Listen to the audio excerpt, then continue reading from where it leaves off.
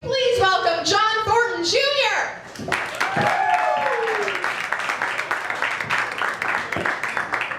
All right, thank you, Deb. Thank you, Fishmongers. It's good to be with you tonight. It's like a fun crowd. I had a pretty rough afternoon, so this is good. This is good for me. I participated in a blind taste test, and I gotta say they were the worst tasting blind people. Like, just not good. Not good, folks. Not good. Are you guys familiar with the phrase, like the saying, if you love someone, you've got to let them go, and if they love you back, they'll return to you? Are y'all familiar with this old adage? It's cool. Just if you're familiar, just like stay completely silent. No, it's true though. Like, if you love someone, you just gotta let them go. And I was reminded of just how true that phrase is recently when I took my little 8-year-old nephew to the mall. Because he wanted to go to GameStop, and I love him, so I let him go. And I can only assume at this point that he does not love me back. Haven't seen him since. You see a little 8-year-old run around at South Point with his uncle's beard. He's got his uncle's beard. He stands out. He stands out. Let him know Mom is not happy with Uncle John. Mom's pretty upset. And I told her, I was like, hey, look, here's the thing. Let's just move on, forget he ever existed. I think that's really the best course of action at this point. And she did not want to do that. So he's out there. If you see him, let him know things aren't good. So, chill out, guys. I don't have a nephew anymore. See, I've already started like the healing process. I've already put it behind me. It's been 2 weeks, all right? I think it's time. How long are we gonna let this? I actually don't have kids. I'm 27, I don't have kids, and I don't have a pet. And I feel like that's what a lot of my friends right now are kind of like navigating. It's like one of those two. And I talked to a buddy of mine the other day, and he was just like, yeah, we decided to get a dog because we just thought that like having a dog gives you all the advantages of having a kid and none of the disadvantages. I was like, that's not true. That is false. I don't know any old people in nursing homes paid for by their basset hounds. Like, seems like a good enough reason to have a child. Seems like a good reason to bring life into this world. I don't know, I've never been to a friend's house that has kids and they open the front door and their 14-year-old just takes off across the front yard, off into the neighborhood, spend the next hour and a half just driving around, just like, Dylan! Dylan! Dylan! Hey look, Dill, I lost my nephew like 2 weeks ago, so I'm gonna need you to come on back, buddy. Come on. Never once. It's never once happened to me. Give me a kid, like any day. I mean, like, maybe you wouldn't want to give me a kid, I don't know, but give me a kid over pets. I don't like pets. Like, pets, just call it what it is. It's not having a pet, it's trapping and feeding, all right? That's what it is. Yeah, man's best friend. You know what, like, a qualification for me is to be my best friend is that I can take you outside without a rope around your neck and you don't immediately leave me forever and ever. That's like I'm not saying if you do that we will be best friends, but if you don't stick around, like, we are definitely not going to be best friends. It's like a bare minimum. Everybody drinking tonight? You doing some drinking? Yeah. Good. I'm trying to take it easy tonight. I had a rough night last night. I had a little too much. I did shots, champagne, beer, there's a wine cooler involved. I don't know, it just like got out of hand. And so this morning I just had a lot to deal with, like still a lot on my plate. Like last night, I mean, let me tell you how much. I drank. Let's just say, like, by the time I passed out last night, I'd had enough alcohol in my body to kill a small horse. And so today was rough. Like stomach ache, headache, the mini horse I murdered. It was just like a lot to take on with a hangover. Just a lot. So I was eating at McDonald's recently, and because none of us are saints, so let's just all, I was just eating McDonald's. I'm not proud of it, it just happened. I was eating at McDonald's, and I got a really exceptional service. I mean, basically the woman like just smiled and said like, "Have a nice day," which at McDonald's is just like above and beyond what you deserve. They can just unwrap your food and throw it on the ground, and they're right. Like they would be right to do that. They would be right. But she just like smiled, just like, "Hey, have a nice day, sir." And it was great. And I wanted to give her a tip. There's not really like a protocol for that at McDonald's. Like the closest thing is that I just gave money to the Ronald McDonald House, and now have to hope her kids get sick. And that's not like a good situation to be in. So, tell a little bit more about myself. I love reading. I'm a big reader. Love books. I know you look at me like, that dude's an athlete. No, I'm into literature. Mostly literature. I like reading. I love Pride and Prejudice. Not the book, but just like the feelings. That's like why I tell people I read books, because like it just feels good to be better than people. So I'm a vegetarian. I don't eat meat, but I'm not great at it. Like sometimes I do eat fish and chicken and beef and pork, but like I tell people I'm a vegetarian. It's a pride and prejudice thing. I'm not like religious about it. So, I saw that they recently, with all the budget cuts in North Carolina, like they've been cutting school funding, just like left and right, like it's in the news.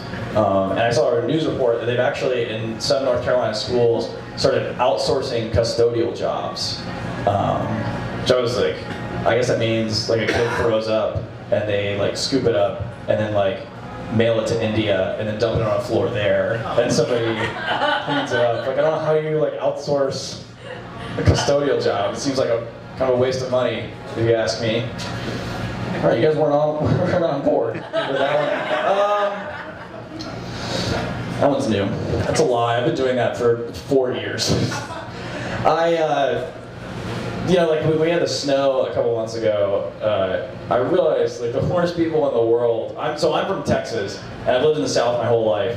And here's the thing: like if you're from the North and you know how to drive on snow, like I assume the lessons are like keep moving so the ice doesn't build up, slow down, don't slam on the brakes, and also feel better than everybody. Like just talk about how much better you are at driving on the snow. Like that's gotta be part of the lessons, right? If you're from the North, that has to be like, okay, yeah. Because seriously, we get it. You're better than us at driving on the snow. It happens once every 3 or 4 years here. We just shut it down, stay inside, watch some Netflix. Like, why are you so opposed to that? Like, we need to get out there, right? There's snow. We need to get out there. Well, you don't know how to do that? Like, no, I was going to just chill in my house, but we can all just risk it.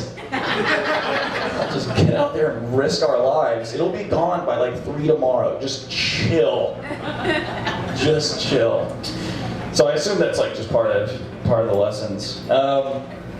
I've got to get out of here, but before I go, I want to give you guys one just piece of wisdom, piece of advice that I've learned, and it's this, and it's really gotten me through a lot. And it's that in this life, there are 2 kinds of people in this world, and only 2. And there are shallow, vapid people, only concerned with what's on the surface, and ugly people that are super gross to look at. And that's it, guys. And I tell by looking at you, you're not a shallow audience. I'm John Thornton Jr. Enjoy the rest of the show. Please welcome Brian Vicini.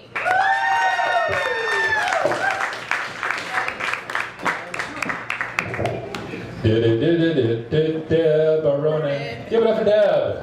19 of these things. That's almost 20.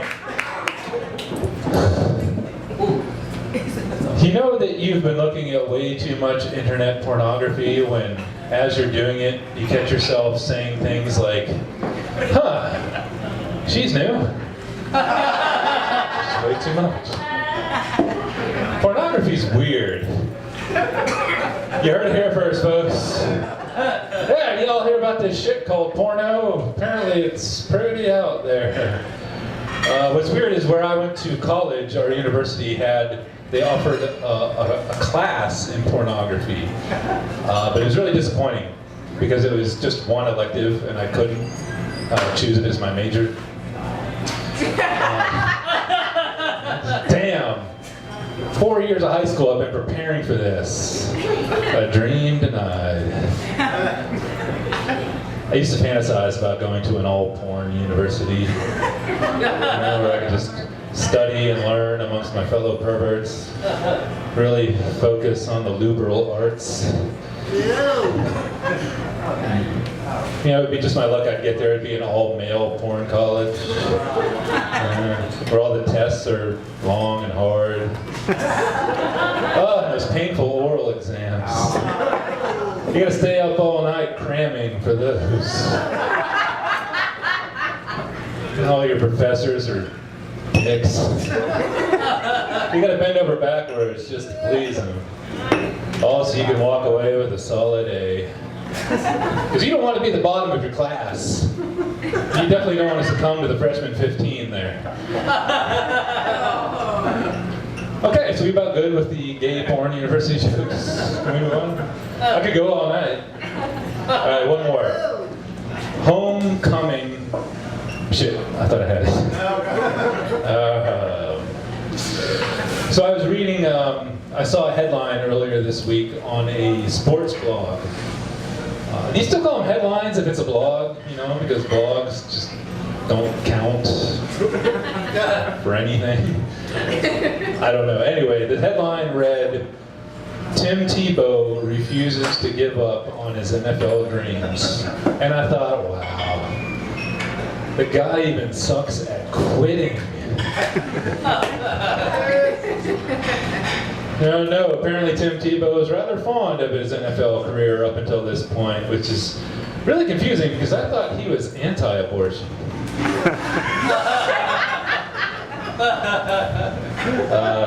I'm originally from the north, and man, you should see me drive on snow. So fucking jealous. But no, I've been living in the South now for like 15 years, and it took some getting used to, I'm not gonna lie. A few things getting used to, mostly just like the little things. Coleslaw as a condiment. That was a new one. Get used to that. I'm coming around on that one though. And it's just slaw down here. You don't need the coal, you know, they don't use that signifier. It's just regular, ambiguous slaw. Funny though, you know what's not ambiguous in the South? Pens. And shame on you if you thought I was setting up a gay joke. We did that already, remember with the oral dicks? It was semi-hilarious. No, just pens, regular pens that you write with. I found out right away that down south they're not just called pens, they're called ink pens. Southerners are oddly specific about that. Oh sure, coleslaw is just slaw, but hey, can I borrow that pen? You're gonna have to be more specific. Ink pens, yeah, because you don't want to confuse it with all those other pens out there that are filled with God knows what. Oh, you want to borrow my ink pen? Here you go. Oh, I'm sorry, that's my ketchup pen. Let's see here. I got my Kool-Aid pen, my malt liquor pen, my slaw pen. I got my Sean pen, my Chris pen. You don't want that one, though. It died. Hey. I'm disappointed about that joke, too. I love that pen in True Romance. Yes, here it is, my ink pen. Now, if you'll excuse me, I'm just going to go blow my head brains out with a bullet gun. The last time I told that joke here, there was a very helpful audience member, and she clued me in. She said, you know, and I really wish she would have waited till I got off stage, but anyway, she said, you know, the reason Southerners specify it as an ink pen is because with a Southern accent, the word pen sounds almost identical to pin. Right. Yeah. I can see how you'd want to avoid that nearly daily confusion there. It's like 5 times a week someone has to borrow my pen. 80 times a week someone has to borrow my pen. It's just non-stop, all the fucking time. Hey, can I borrow your pen? Don't hand it to me pointy side first. Jeez. What's the matter? You never lent someone a pen before? No, because that never fucking happens. Alright, I guess if you work at a bowling alley, it might come up. 7, 8, 9. Shit. Can I borrow your pen? No, your pen. I'm not signing autographs here. Man, sharing a Pinterest account must be a nightmare south of the Mason-Dixon. 404, page not found, but I typed in. This is so confusing, y'all. I'm just gonna go back to looking at porn. Hey, she's new. Speaking of stupid, I recently started smoking again. Yes, thank you. After a 7-year hiatus. Probably one of the smartest decisions I've ever made. You know, hey, remember that thing that was kind of expensive and will ultimately give you cancer? Whatever happened with that? Bring it back, man. But my alcoholism is really turning a corner, so there is a silver lining. I see some people are drinking some alcoholic beverages here tonight. That's good. I don't feel quite like such a lush when I see that. Thank you. Here's a funny thing that I just realized recently about alcohol, and that's this. You're not an alcoholic if football is on. Let's think about this now. If I'm pissed drunk, just falling down drunk, at 2 o'clock in the afternoon on a Sunday, and it's between the months of February and August, holy shit, dude, you have a problem. But why is it when I do it during football season, it's fine? It's more than fine, it's accepted, you know? 'Cause, hey, I'm just giving it up for my team, officer. Sir. Oh, right, football's on. You're free to go, sir. Drive safer. Go Cowboys. Yes, all cops are Dallas Cowboys fans. You cannot convince me otherwise. I used to play a little football in high school. You can all stop speculating now. It's true. I am an ex-jock. Here's something I learned just from playing football. Football coaches are awesome people. Just well-tempered, even-keeled, totally rational human beings that should absolutely be working with children. To wit, I once had a football coach tell me to my face after I had just committed an offsides penalty. This football coach said, "Vicini, you're so stupid that if I threw you into a bucket of tits, you'd come out sucking your thumb." That happened. It did. I remember hearing that and having so many questions, not the least of which was, we have tit buckets now? And if so, can I just be equipment manager instead? And I'm sorry, I would love it if a football coach threw me into a bucket of tits. You know, it's not a punishment. Who wouldn't? Just bob around in there, maybe do a couple of laps, swim down, touch the bottom. And as I came up to the surface, just swimming out of all those beautiful tits, I would look right up at my coach, pull my thumb out of my mouth, and say, "You know what, coach? I think I was offsides on that play before that last one, too. So go get my stupid ass another bucket of tits." My name's Brian, Ed Strangler Lewis on Facebook. Thank you. Austin Smith.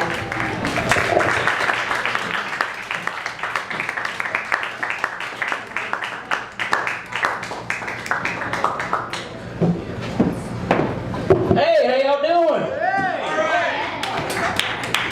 I got all off work at about 5 o'clock. I came home, walked through the door. I see my wife. She's asleep upright on the sofa wearing just a bra. I don't know if she's wearing panties or not because she's a big girl and her fat hangs over into her crevices. I can't tell. Part of me's thinking that's pretty sexy. I'd like to make love to her right now. And the other part of me's thinking, this bitch probably forgot to pick up the kids. They've been at school since 3. They're probably scared and alone. So I get mad. I go in the other room. I get the vacuum cleaner. Come back in the living room. I turn it on reverse.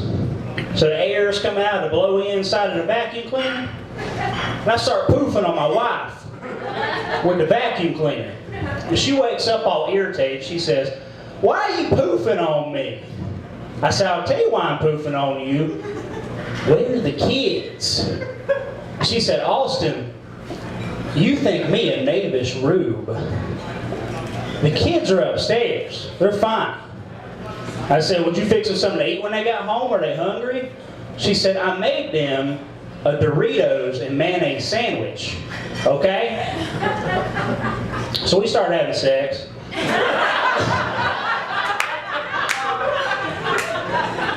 I wouldn't really call it sex. I'm putting my penis in the general vicinity of her vagina.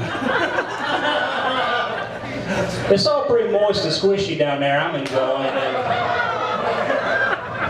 That's all you can ask. And I'm sitting there pushing my flaccid penis against this sleeping woman. And I think, is this the kind of life I wanted? Is this the kind of life I want for my kids? You know? They ain't got the best standard of living, but are Bill Gates' kids happy, you know? You can't put happiness in a bottle and give it to somebody. I've been thinking lately that time is just a chorus of angels singing a song of pain and sorrow, swinging on the pendulum of a clock whose period is a subtraction of life from death. You gotta look away from that pendulum, okay? You gotta look at the good things in life, like the cream corn, the fried chicken, blue overalls, your bare feet on the sunny grass. Can I get an amen? Can I get an amen? I was buying a toaster in Walmart the other day, and it cost about 30 bucks. I was trying to talk the cashier down to 20, and he informed me that Walmart is not a place where you can negotiate prices. So I started screaming at him. I said, "Well, you're going to have to excuse me because I got to go to my car and get my hate pennies." These are the pennies I use when I am dissatisfied with a commercial transaction. He called Walmart security on me, but I was back the next day in a disguise, and I bought that toaster with my hate pennies.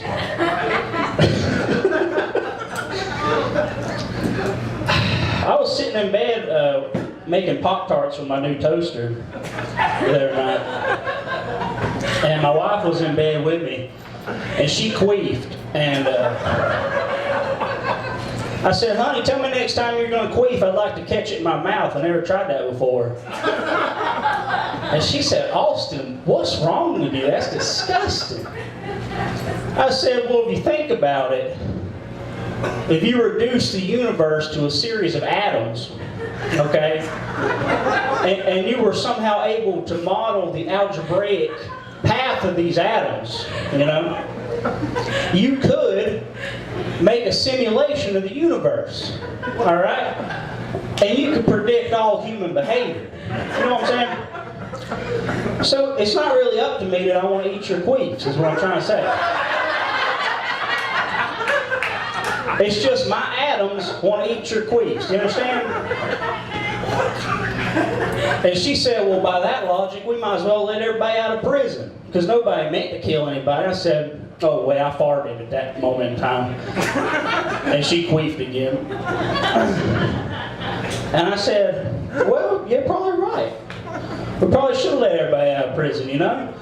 But as long as we're doing, it doesn't matter anyways. We might as well put them in prison, make most people happy, you know, increase the serotonin levels in people's brains. And she said, well, you know what? My Adams don't want you to eat my queef. And I said, fine, and I farted again.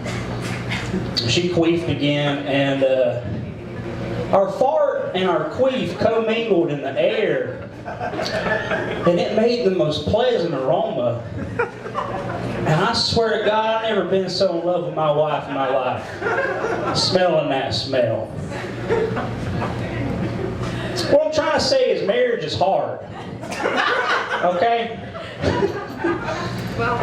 Hey, you guys are the best assembly of Adams I've ever performed for. I want to thank you very much. Thank you very much. Good night. Please welcome Gretchen McNeely. All right. You guys enjoying your fish tonight? I think it's fish. I don't think it's probably chicken. It might be chicken. Chickenmongers. I don't think so. You guys like your fish? You know who else likes fish a whole lot? Cats. Cats do, and I fucking love cats. I love cats. Well, I know you share this feeling, so I probably don't even need to say anything, right? You love cats. You love cats. Sure. Yeah, she does. And you know, yeah, I agreed to do this show, but what I was almost going to do with my time, and I know, again, you share this feeling, is I was going to go to my locally regulated and sanctioned cat show. Right? Who's with me? That was tepid. So wait, that was tepid. I want to understand, is it true that some of you do not typically spend your Saturday evenings at a locally regulated and sanctioned cat show? Yeah. That's true. All right, Deborah, whatever, not going to do this show again. But you know what? You know what? It's a teachable moment. It's a teachable moment. Yes, it is, because I'm going to explain to you in the next couple minutes why you want to go to your locally regulated and sanctioned cat show and what you're going to see when you get there. When you walk in, you're going to be in a decrepit ballroom in a rundown hotel on the outskirts of town. You're going to look to your left, there's going to be 5 to 7 gay men. It's called a gaggle. Don't worry about it. You're going to look to your right, there's going to be 200, possibly 300 post-menopausal white women in applique sweatshirts. For many of you in the room, it's going to be like looking at your mother through a kaleidoscope. But this is where it gets good, so I want you to pay attention. As you walk in, they will hand you a slip of paper, true story, that explains what you must do when a cat escapes.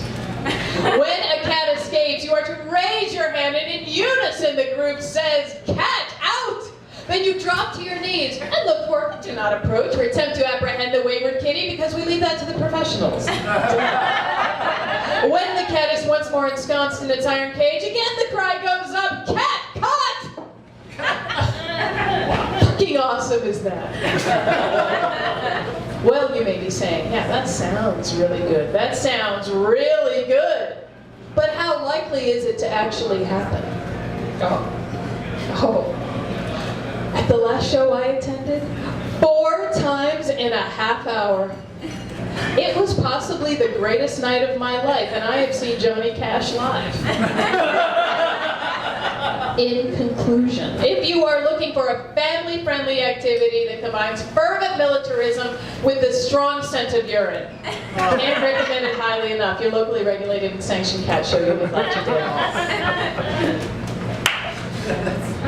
So I work a lot. I have a crazy job. It's insane. I travel to California every other week. And I'm pretty pissed when I get off the flight. It's 5 hours. What I spend my time doing the flight is I generally drink gin and tonics. But I come up, so I'm not working per se, but I'm sweaty and I'm angry. And then I look at these flight attendants, and they're actually like doing shit during the flight. They're not drunk, mostly. And they have it together in this incredible way that just defeats me. And at first I thought that it was something they turned on and turned off. And then I realized, no, they're Cylons. They're like this all the time. They're like this at home. And so I present to you my conception, at least, of a flight attendant at home. Hi, honey, come in, take a seat. Any seat is fine. Take any seat you like. Please sit anywhere you like. Take any seat is fine. We're behind schedule. I'd like to ask you to take your shoes and put them under the couch, under the couch, under the couch. Please put your shoes under the couch, and I'll give you a little tip. They fit better if you put them in toes first. I'd like to ask you to remove your iPod and newspaper as I give you a little bit of information about this home. This house is a 1990 model, approximately 1,600 square feet, and featuring a screen door that still slams after 4 years of me asking you to fix it. Yeah. This house also includes 3 children who can be found upstairs and in the backyard. If at any point you find you're unable or unwilling to perform your parental duties, we'll be happy to reseat you at your mother's house. I will be serving beer and wine this evening if you find yourself in a full upright and locked position with some heavy personal baggage. I'll be happy to help you stick it into my tricky lower compartment. Yeah. Good night now. Good night. Good night. Good night. Good night. Good night. Love you. Good night. Just could imagine. Could be completely different. So Durham is great. I used to live in Durham, and now I live in Cary. What? Talk to me later. Dury, Cary plus Durham. God. Fucking nightmare. Durham is great for people watching. This happened to me the other day. Walking down the street, I see a large man walking toward me with a t-shirt that says, "It's not going to suck itself." Probably true. So then I get thinking, how did this come about? Does he wake up in the morning, put on the t-shirt, and say, "Today's the day. Today's the day I find the one woman in North Carolina who looks at this action and says, oh, that's hot." I'll tell you what, buddy, it's probably not going to suck itself, but barring that, I would think that exploring some extreme personal flexibility may become your only option. Oh, so recently I came back from my high school reunion. Anyone been to theirs recently? Did you go to high school? Johnston County? Oh, I liked it. It was fun. You know, I was kind of hyped up for it to suck. It was good. It was sweet. It was nice. We had a good time. And more than anything, it reminded me of prom. Now, prom, senior prom for me, it was a watershed moment. It was a big night. Because prom was the night when I lost my purse. Let's say. I lost my purse. And maybe some of you young ladies in the room also lost your purse that night. I don't know. I wasn't there. No? I lost it. Oh, good for you. Little Miss Precocious. I didn't even know what that means, but I love it. But you know what? It's not just about the ladies, right? There's gentlemen that lose their wallet on prom night. And you know what's really tough? There's some of them that think they're going to lose their wallet, and then at the last second, it's handed back to them, and they're asked to hang on to it for a little longer. Right? But here's what happened. The song that I lost my purse to was "Carry On My Wayward Son" by Kansas. Now see, here's the thing, little Laffy Taffy. It's not the greatest song in the world to lose your virginity to, but it's not the worst. I got proof it's not the worst. Does anyone remember what song they lost their purse or wallet to? Graceland. Graceland? That is so white. Well, here's the thing. It doesn't matter. It doesn't matter if you're embarrassed, if you don't remember, if you were too drunk. Because I, Gretchen McNeely, have pre-calculated the 3 worst songs to lose your virginity to. So you guys have nothing to worry about. And they are in order. We Built This City by Starship. Cats in the Cradle by Harry Jacob. And Any Song where the chorus is sung by a children's choir. I'm guessing you guys are in pretty good shape. So Durham. Dury, I like that Dury. I'm gonna explore that a little bit, not here though. Durham's cool. Durham's got a great music scene. The downside of that is that you get a lot of wannabes in Durham. You get a lot of like amateur DJs, right? A lot of people who think that if they get a tattoo and a newsboy cap, they can be DJ Ladyfingers. It doesn't work that way. This shit is hard. Talent not included. Although now that I say that, I wonder if maybe that is all you need. And maybe all you need is a good name, and then you can just move forward in the DJ world, which is lucky for you, because any of you that may have these aspirations, like you perhaps, you got your eyes closed, you doing okay? All right, you want to be a DJ? Are you, wait, you probably are already a DJ since you do shit so early. Any of you that want to be a DJ, I'm here to help you. I'm here with your DJ name. So we're going to work it out together. So all of you are going to have a DJ name before you walk out this door. All right? The first word of your DJ name is going to be DJ. Let's put that aside. The second word is going to be the word you missed in the spelling bee. Just let that sink in. All right. I'm going to let you know a little something. I'm DJ Verbage. It happened. I'm over it. The other day I was performing at Neptune's. I met DJ Ravioli. And although I never thought it could happen, I met DJ Neighborhood. What's your DJ name? Come on! DJ Association? Say it again. I remember. Now those of you from Granville County, you may not know what a spelling bee is, but try to participate. I could not hear him, I'm sorry. But I tell you what, no matter what, even if he's afraid to say it out loud, again, you have nothing to worry about because my own family has it covered. My 68-year-old mother is DJ Biscuit. My former husband, who is from South Carolina, is DJ Bench. So check it out. It could be an option in your near future. I mentioned I have a stressful job. I travel a lot. I'm getting very fragmented lately. I'm not getting shit done. I'm putting my keys in the refrigerator. So I was talking to a girlfriend the other day, and she said, just start making lists. It's not that hard. See your mind, please. You know this? Of course you do. Do you make lists? I do. Well, see, it was not a thing for me. And she said, just break it down, and you're going to be able to get all your stuff done. You're going to be really focused and really centered. I've never thought of it before, so I did it. I actually started making a list. I made a list today, in fact. I made a list of the board games that sound like the orgasms of men I've slept with. And so far, I have Yahtzee, Jenga, and Sorry. Good list. And interviews are very strange nowadays. This guy said, I want you to think on your feet. I want you to, this is fucking low. I can never manage these things. It's low. He said, I want you to think very hard and tell me, if your body were a car, what would it be?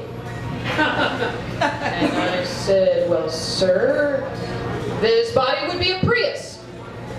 It's fairly quiet. It's a little bigger in the back than it is in the front. And it has never had a Republican inside it. So, please, join me in living my dream by welcoming Shane Smith.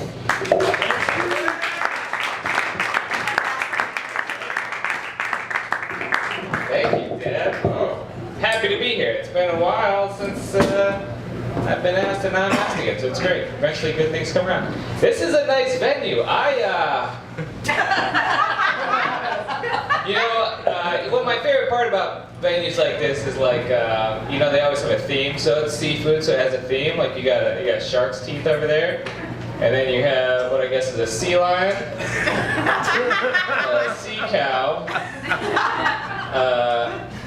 Jerry Garcia with face paint, and then they caught these giant ladders, guys. Can you imagine being there? Like, I hope there's a picture of dudes on a boat holding these ladders, just going, check it out. That's good. Nice. It's good decor. Good. All right. Well, I'm here. Oh, I'm supposed to go to the show. You are too. They're facing me, so whoa. Go to the show. I am actually currently traveling around the country in an RV. My wife and I sold our house, sold all our shit, and bought an RV. We're traveling around. It's pretty exciting. We're back in town for a wedding. And it's a big deal, like, to get rid of your stuff. And like, my wife and I had sold all our stuff, and we went downtown in Raleigh and Jewel. Anybody been to Jewel? No, it's good coffee joint, good breakfast. But we're there, and it's our last breakfast in town, and we're feeling sad about leaving town. And when I pay the check, the guy, our waiter, goes, "Enjoy the rest of your days."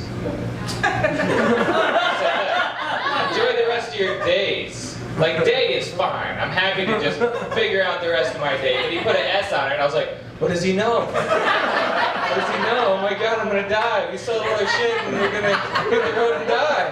I was like, oh my God. It's scary. I was talking to this guy over here earlier, and he was like, oh, do you have a name for your RV? And we thought about naming our RV, but we're only gonna have the RV for 4 months, and then we're gonna sell it. And we don't, I mean, it's kind of like a whore, if you think about it. Like, you don't want to know a whore's name, right? You just want to just use her, just send her back, go back. It's, I mean, I would feel horrible if I was like, hey, Martha, go get used. I feel bad to say that. Speaking of whores, I was in a subway bathroom yesterday, and on the wall in the bathroom it said, for good head, call, and then it had a number, and then underneath it had a date. And I was like, that actually makes really good sense, right? Because you never know when good head goes bad, right? Because like the worst thing you do is you call that number and someone shows up and you're like, oh my God, your breath smells like sour milk. Like, that is the worst. But you know, some guy out there is like, it'll be fine. It'll be fine. I'll just wait a few days. I'm working on that one. That's fine. That's fine. So we've been on this RV for, I think, 3 weeks now. We have 4 more months left. And I am starting to get out of shape because you just sit in a box. It's like a hamster box without a wheel. I mean, your wheels are underneath, so you can't really, I mean, it's a bad metaphor, but I don't move around. I just sit and work all day. So I'm like starting to get a gut. And I'm not fat yet, but I'm mid-level. Like, I'm McRib level fat. Like, my body's like a McRib. Like, you can see my ribs on the outside, but on the inside, I'm just full of pig fat. Like, that's where I'm at. That sucks. I'd love to do CrossFit to get in shape. I'd love to do that. But I'm afraid if I did CrossFit and end up looking like a woman that looks like a man. I told that joke once, and there was a woman in the audience that did CrossFit, and she said, or you might just look like a man. I said to her, touche, sir, touche. And then she hit me in the face with her penis. It's awkward. It's weird. I actually tried to get in shape this past winter. I did the entire P90X infomercial. It was really exciting too, because I don't know if you've seen it, but it's like, they talk about this technique to where they work your muscles out like differently every time. And because of that, you get stronger faster. They call it muscle confusion. It made perfect sense because I was stoned. I was like, yes! Muscle confusion. Perfect! This sounds good. I'm confused. This is a great product. I was going to order it, but the DVDs were $150 just to work out. And that's way too expensive. For that price, I'll just sit at home and confuse my own muscles. With a 40 and an Ambien. Get your reps in, right? That's how you do it. Oh man, I need to work out, man. One of the reasons we did this RV trip is because, the minute you hit 30, people just start dying. Not to bring us down. Who's 30? It doesn't matter. I don't want to know you because you're gonna die. That's how it works. But I had a bunch of friends that have been dying. I was like, I need to hit the road and enjoy life while I can, because you never know when people are going to die. I had a friend that died in his sleep a couple months ago, and I'm still broken up. It's fine. We should have seen it coming because he posted a picture on Instagram of a house being taken over by some trees, and he posted losing the battle with time. Next morning, dead. And I was like, don't post good shit on Facebook. Because God's gonna see it and be like, that was pretty good. All right, you're coming. Like, I'm afraid to post anything good on Facebook. Because I know that, like, if there is a God, he'd be like, no, you got it, you figured it out. God, come on home, buddy. And I'm worried, so I just post cat butt jokes all the time. But that would be the worst thing if I posted the perfect metaphor that involved a cat's butt in life, and then the next thing I know, I'm working on it. I don't know. My wife and I, we've been traveling around, like I said, and we went to the Jack White concert in Charlotte on Wednesday. It's a good show. My wife works for a company that does all the merchandise for tons of bands, so she does the merchandise for Jack White. And we got to go backstage, which was awesome. And we're standing there. Jack White comes out. And you know when you go to a party and you know that you have someone with you that just can't be cool? That just can't hold their shit together, and you're like among a celebrity, you just like need to be cool, just be like, hey, let them come to you. It's kind of like a wildebeest in the wild. You just don't go to get them, you let them come to you. This guy we're waiting to get introduced to Jack White. This guy we're with goes, hey, nice hat, can I try it on? To Jack White. And then Jack White was like, fuck, I guess. And that totally ruined the rest of the night, because like Jack White didn't want to hang out with any of us after that, because of the guy. And then Jack White did do a nice thing though. He served us cake. He went in the back room, brought out cake. Worst cake I've ever had in my life. Which sucks, because now whenever I hear Jack White, I'm gonna think this is the worst cake I ever had in my life. Here's what I think about. I don't know how many people have been to a green room? Who's been to a green room?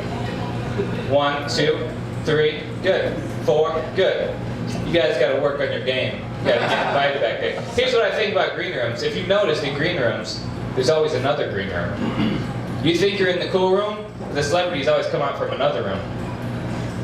Why are there 2 green rooms? You know what I think? I think that green room has another green room. I think it's probably like a, Russian doll of green rooms? And eventually the final green room has nobody in it but the celebrity and a beer. Like, it's that small. Wouldn't it be great if there's just consecutive green rooms to where it's like people like us and the sanctum. I don't know. That's what I think it's like. My wife and I went to see Poison, the band Poison fans. Woo!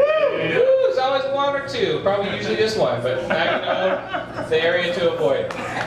We went to Poison. It was an awesome concert. If you ever go see Poison, you should.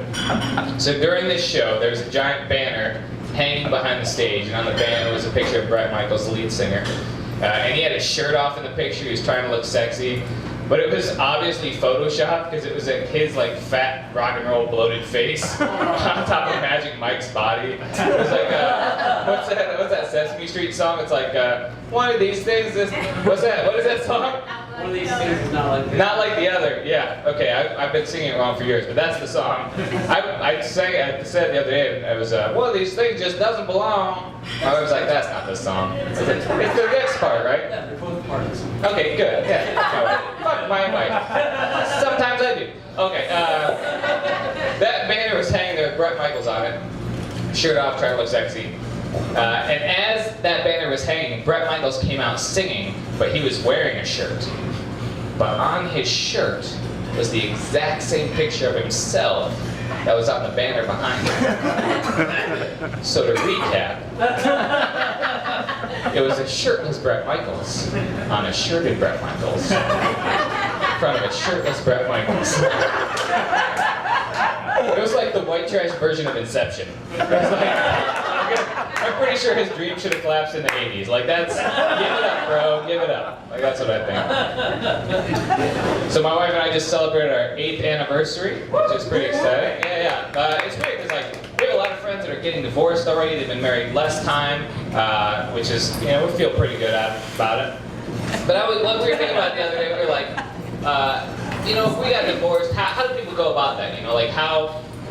How do you bring it up to your spouse? And my wife and I were talking, we were like, well, if we do it, let's live by Paul McCartney's 50 Ways to Leave Your Lover. Because there's some good tips in there. There's hop on the bus, Gus, make new plans, Stan, drop off the Keeley. My favorite, don't be coy, Roy. which I always thought was don't wear corduroy, which really is the best way to break up with your wife, because who wears corduroy, right? Like if you want to break up with your wife, just wait for her to hear the sound of your thighs rubbing together and she'll know it's over. Like, he's wearing corduroy, I guess it's over. But that's a great way to do it. But I was like, mine's easy. My name's Shane. I can break up with my wife any number of ways. I can hop on a train, hop on a plane, shit, I can hop on a submarine. I can get out of the relationship, no problem. My wife's name is Gina. I was like, fuck, you got nothing, you can't ever leave me. And she goes, cut off his wiener, Gina. Okay, and that's why we've been married 8 years. Good. I got a phone call the other day, and this woman was like, is this Ross? And I was like, no, this is Joey. How you doing? And she hung up on me. Like, I was just trying to be friends. Ridiculous. Yeah, that's the correct response. That is the correct response. Alright, that's fine. You're welcome. What's that? Just move on? You're welcome. That's good. Did I mention the seafood on the walls? Great light bull shark. No, time has passed, I see. Fair enough. Oh, that's good. Alright. Alright. So listen guys, I said, so I'm traveling on RV with a cat. So any cat people? I know we talked about cats earlier. Yeah. Well, same amount of people that have been in a green room. See the correlation? Own a cat, meet famous folks, and get served shit cake. That's what we My cat's pretty awesome. I have a one-eyed cat. Super cute on this side, because he doesn't have eye over here. It's pretty gross. We got this cat, and we got him, and he just had an open eye socket. Horrible. Who's eating fish? Doesn't matter. Horrible eye socket. And we're like, well, we can't let this cat run around with an open eye socket. People literally like throw up when they see him. That's gross. Like people are like, what a cute guy! And then that's why I have hardwood now, because I didn't want people doing that. But this cat was super cute, and like when we got this cat, we were like, we can't let him walk around like this. We should do something. So we thought, what if we put an eye patch on this cat? Which would be cute, right? But you guys, there's no way to keep an eye patch on a cat without tape or staples. There's just not a good way to do it. Did not expect that call from Sarah McLaughlin. I didn't expect it. Nah. I had my cat. Here's about my cat. This is interesting. My cat, he's got the one eye, like I told you about. He has asthma. He's allergic to cat food, and he has a medical condition called megacolon. True. I'm not gonna go into what that means, but let's just say I take my cat to the vet like every week. I'm literally paying out the ass for this cat. Like, literally, not good. Yeah, the best name. I like you. You should. This is my guy.